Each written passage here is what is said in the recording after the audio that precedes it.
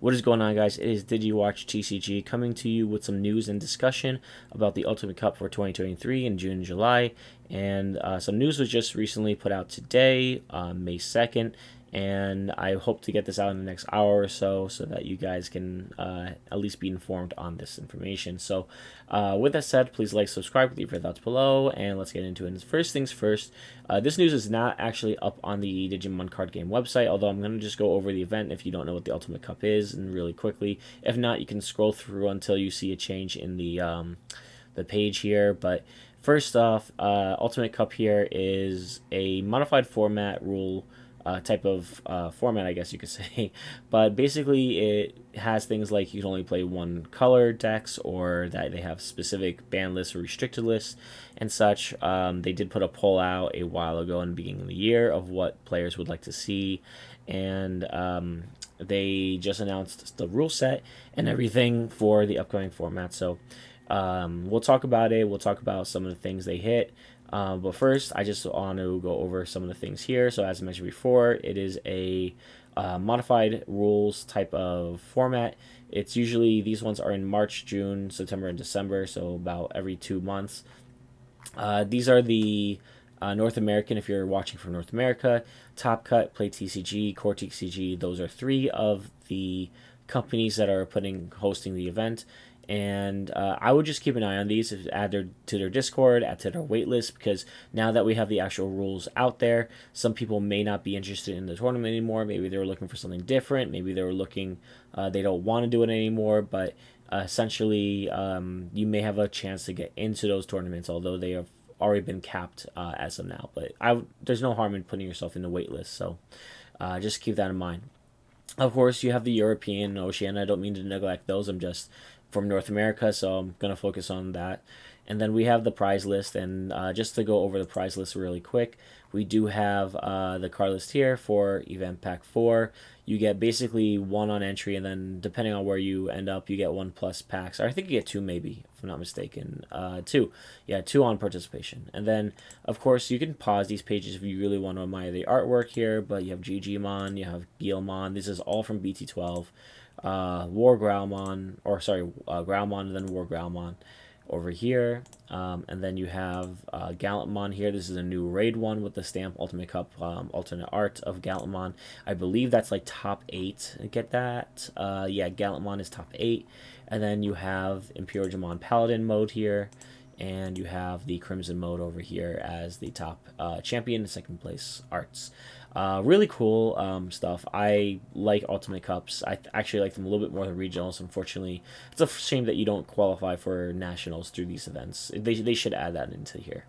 But going on to the actual rules, now you can see there is, I did change the page, so if you are watching, you can definitely come in now. Modified rules, single color deck building with mulligans, kind of what we already knew before. Players must construct a deck and digi-egg deck using cards of only one color, and multicolor cards with a matching color are also legal for use. So, for example, and I'm just going to use a couple of cards for an example.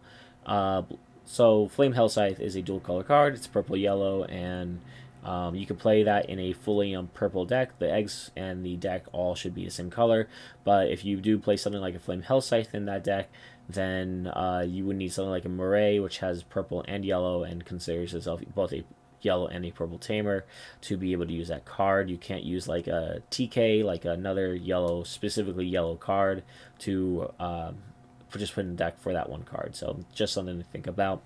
In terms of the additional restricted list, so this is restricted to 1 per copy, and the first 2 are pretty much what we've had before. Grand Kawagamon, it makes sense. Grand Kawagamon is still a very powerful card, and Grand Kawagamon X is a very powerful deck, being able to OTK you most of the time if you're not careful. Grand Kawagamon put that to 1. Chaos Degradation, I'm not exactly sure when they hit this, but I think it's mainly for a lot of purple decks that maybe like run security control, because you could really run 4 Murray and be fine. A new addition to the deck, though, is Hydramon. I believe that Bloomlord Hydra did really well in the last format, so Hydramon going to one maybe is going to help some other decks kind of rise to the top. I feel like they're hitting these decks for the main purpose of getting like maybe a Gilliam on top, because I never see any red stuff in here, and so yeah. And then we have Itmon here. So this is EX2 Itmon. This is the one that when it gets trashed, you trash 1 to 3 cards from your deck, or it searches for an Ein Mako, and so it's gonna hit the consistency of the Beelzemon X deck. Beelzemon X is still a very, very powerful deck, even in the normal format.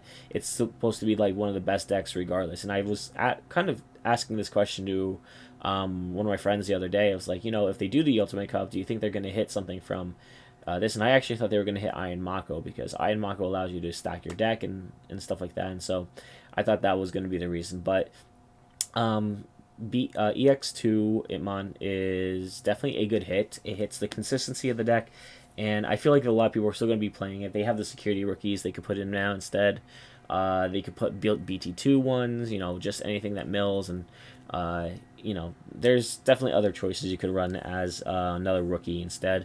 It's just they're going to be a little bit less consistent, and you may want to run a couple of techs to see if you could balance it out. So I think that was a really smart hit personally.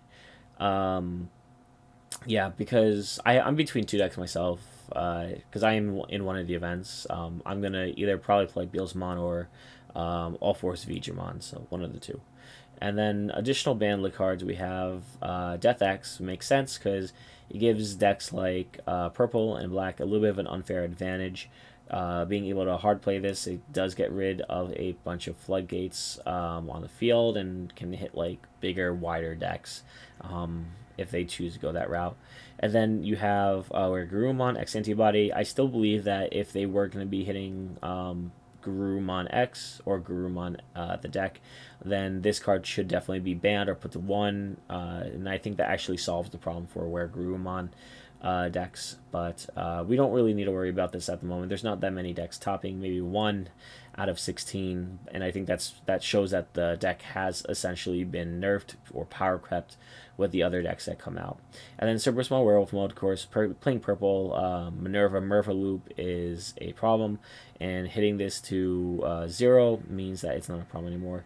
And that's pretty much all the news right here. Again, I didn't want to make this a long video, but just wanted to show you, and of course you could always just pause the video and see or watch the screen, but I just want to take my takes on this. And in terms of like the EX2 Itmon, I think that like there are a few other options you could run in. You could put the new security rookies in there because they do recur back other Itmons. You could even technically put that back in your hand, like you play it out, it goes, you get a rookie in your hand, and a lot of BT12 is being opened, so you can easily get these security rookies to your hand. Then you can also run something like Mist Memory Boost and Mist Mills too, so you get that milling aspect, which I think is a little bit more important in the deck here. You can play BT2 Itmons, the ones that on deletion trash cards, or you could play the with Darkness Wave is another good one. I was talking to a friend of mine that said, you know what, like you just have to change the order. Like all you would necessarily need to do is play Darkness Wave first, and then you mill 3, and then you can digivolve into your other things. So you can definitely put in Darkness Waves instead into Itmon decks and stuff like that, or the Beelzemon decks, make it a little bit more consistent. You just got to pay 1 memory, and unfortunately it's gonna be not as consistent. But yeah, let me know your thoughts in the comment section below. What do you guys think? Are you guys playing? Are you guys just gonna like skip it? Are you guys gonna just say, you know what, I really wasn't looking for this kind of rule, or my deck was hit, and whatever. But let me know in the comment section below. Thank you guys for watching. As always, stay classy.